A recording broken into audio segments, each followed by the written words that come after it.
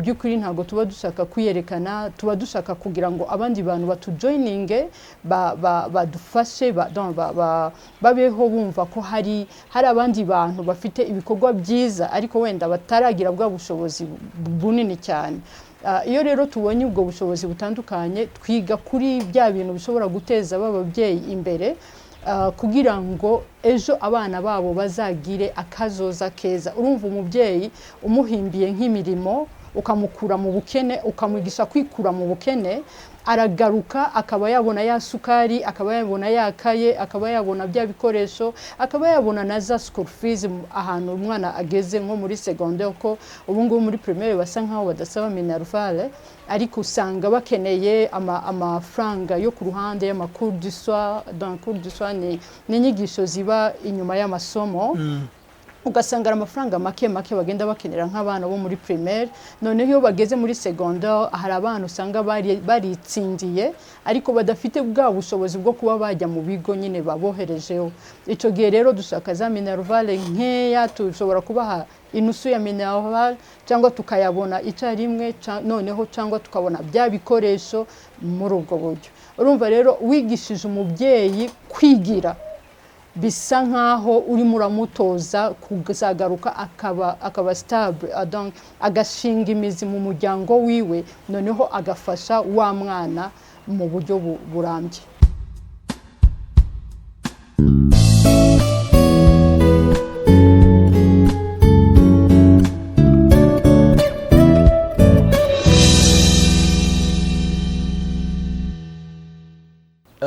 Hano Kigali ndabona hakeye ariko akavura kameze nk'akagiye kugwa.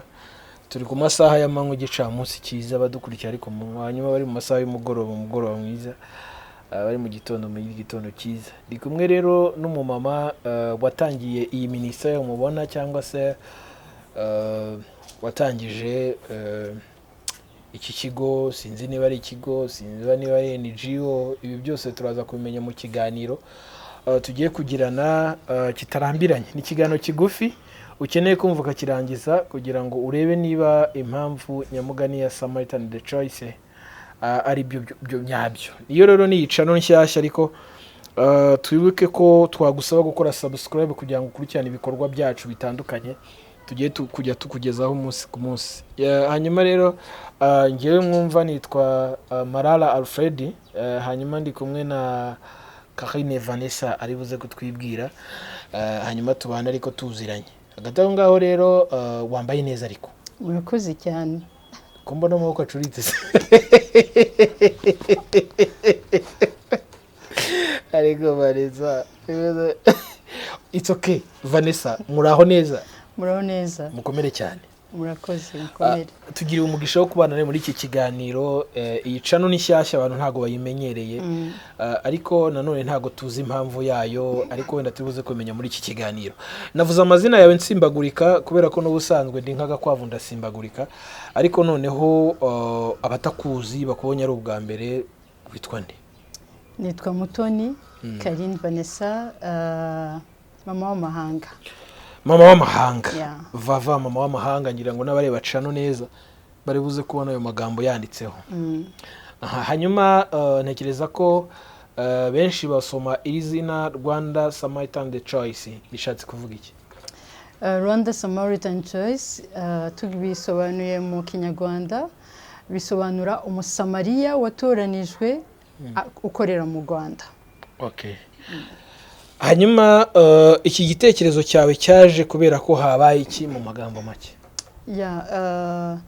Kugira ngo Samaritan ibeho nuko hari abantu babayeho mu buzima bw'imyaka ishize, kandi nuko abantu basubiye inyuma mu mateka batekereza ku buzima babayeho na barangije bashinga Samaritan. Uyu muntu rero akaba ari we muntu ubicaye imbere, yitwa Vanessa. Niho Samaritan yavuye.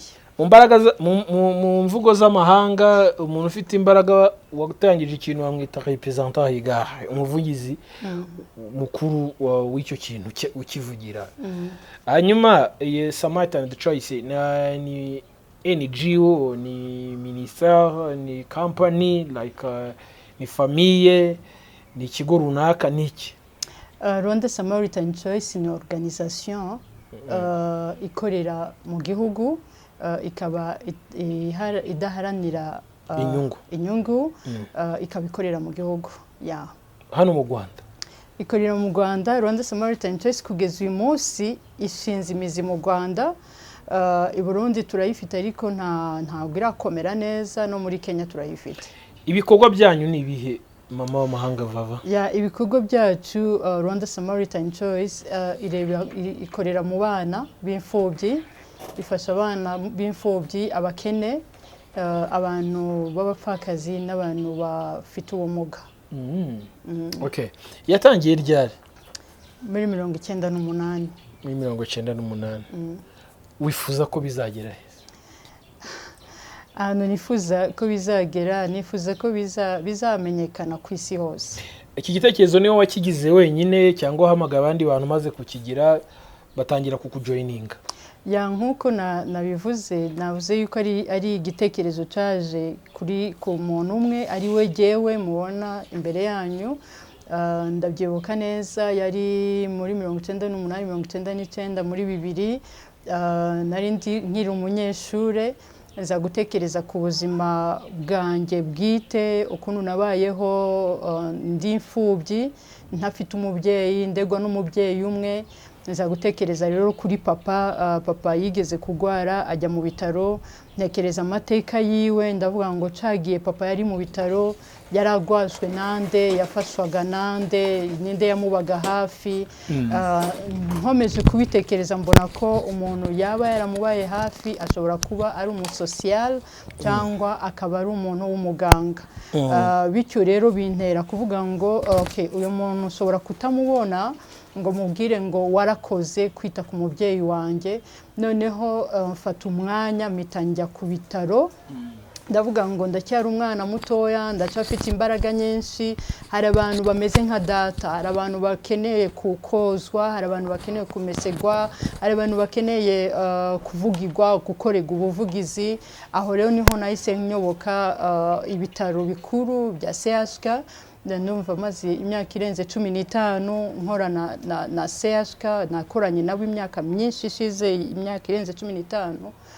Uburyo rero nakoranaga nabo bwari uburyo nyine bwo kureba babagwayi babakene, babandi badafite umuntu bageraho, swati nkajya koza umuntu, nkamesera umuntu, nkamushakira imiti, nkamukorera ubuvugizi akaba yabona iyo miti, nkaba namukorera ibintu by'amasuku, narangiza nkamusengera, narangiza nkataha. Okay. Hanyuma Vanessa, ubushobozi buva he kugufasha gukora ibyo bintu byose? Buva he? Ubushobozi ahantu buva, navuze ngo Samaritan ikora ubuvugizi. Ubushobozi ahantu bwavuye, kuko aho ngaho urumva ko twakoraga mu bitaro, naje gusanga turi abantu benshi batandukanye bakora iyo mirimo, kuko harimo ama organisation yandi. Icyo gihe iyo utabonye bya biryo, hari ayandi ma organisation aza, noneho babaga bagemura, noneho ukabashakira, ukaba wakora ubuvugizi bwo umuntu akabona ikintu cyo kurya. Iyo bigeze rero ku miti, juste nahamagaraga abantu batandukanye, ugasanga wa muntu rero avuye mu bitaro kubera ko wamukoreye ubuvugizi. Ibi bigo dushingiye no kuba iyo organisation ya Rwanda Samaritan Choice, mission yanyu ni iyihe, vision yanyu ni iyihe, kugira ngo n'abadukurikira bifuza kujoininga cyangwa kuza muri iyi ministère cyangwa si organisation bamenye ngo aba bantu icyerekezo cyabo ni ikihe, intego yabo nyamukuru ni iyihe? En fait, Samaritan nkuko nakubwiye ko dukorera mu bana b'imfubyi. Abo bana b'imfubyi rero ikintu tubakorera cyangwa babakene, dufata abana tukabasubiza mu mashuri. Noneho twabasubiza mu mashuri tukabakurikirana mu buzima bwa buri munsi. Mission yo dufite no kwigisha abana no kubereka urukundo tukabereka yuko batagomba kubaho bwa buzima bwo kumva ko ari abakene cyangwa batishoboye, tukagerageza kubaremamo icyizere cy'ejo hazaza, tugahindura ubuzima bwabo kuba ubuzima bwiza mu gihe kizaza. Vision dufite vision yo gukomeza gukorana n'abapfakazi ari bo bamama babo, tukabigisha guhimba imirimo, kwihimbira imirimo kugira ngo bikure mu bukene. Rimwe na rimwe hari igihe dushobora dukora ubwo buvugizi mu buryo butandukanye. Niyo mpamvu akenshi dukora ibiganiro. Mu by'ukuri ntabwo tuba dushaka kwiyerekana, tuba dushaka kugira ngo abandi bantu batujoininge, badufashe, babeho bumva ko hari abandi bantu bafite ibikorwa byiza ariko wenda bataragira bwa bushobozi bunini cyane. Iyo rero tubonye ubwo bushobozi butandukanye, twiga kuri bya bintu bishobora guteza ababyeyi imbere, kugira ngo ejo abana babo bazagire akazoza keza. Urumva umubyeyi umuhimbiye nk'imirimo, ukamukura mu bukene, ukamwigisha kwikura mu bukene, aragaruka akaba yabona ya sukari, akaba yabona ya kaye, akaba yabona bya bikoresho, akaba yabona na za school fees ahantu umwana ageze nko muri secondaire, ko ubu ngubu muri primaire basa nkaho badasaba minervale, ariko usanga bakeneye amafaranga yo ku ruhande y'amakuru du soir. Dans cours du soir ni inyigisho ziba inyuma y'amasomo, ugasanga amafaranga make bagenda bakenera nk'abana bo muri primaire. None iyo bageze muri secondaire hari abana usanga baritsindiye ariko badafite bwa bushobozi bwo kuba bajya mu bigo nyine baboherejeho. Icyo gihe rero dushaka za minervale nkeya, tushobora kubaha inusu ya minervale cyangwa tukayabona icyarimwe, noneho cyangwa tukabona bya bikoresho muri ubwo buryo. Urumva rero wigishije umubyeyi kwigira, bisa nkaho urimo uramutoza kuzagaruka akaba stable, agashinga imizi mu muryango wiwe, noneho agafasha wa mwana mu buryo burambye.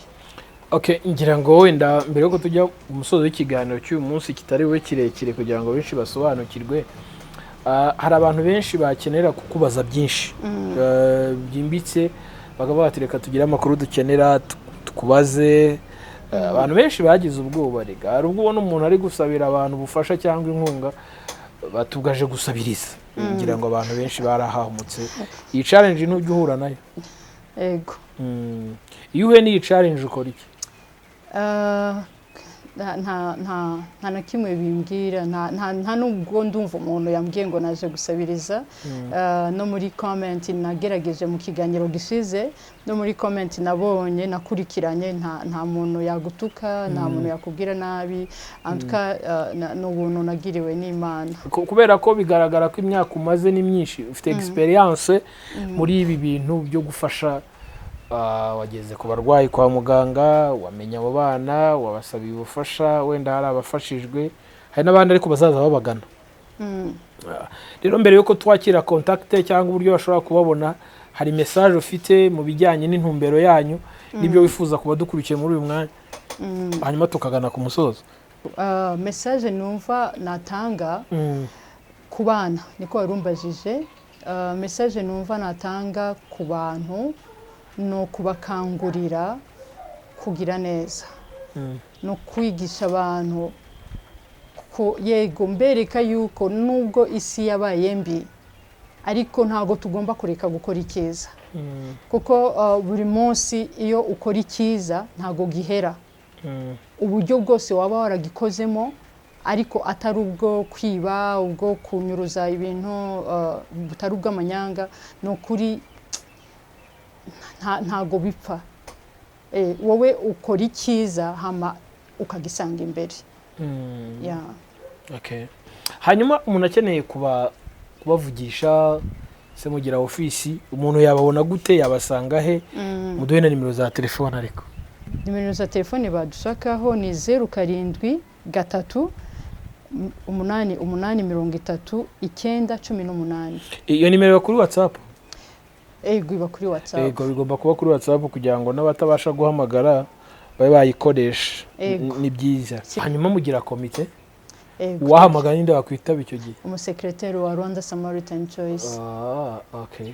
Hanyuma ababyeyi bari kudukurikira bafite ibibazo bumvishe mushobora gukemura, se muri abakemuzi b'ibibazo bazaje babagana. Muzaze mwese ntacyo. Vanessa azabakira. Emi arababesha cyane.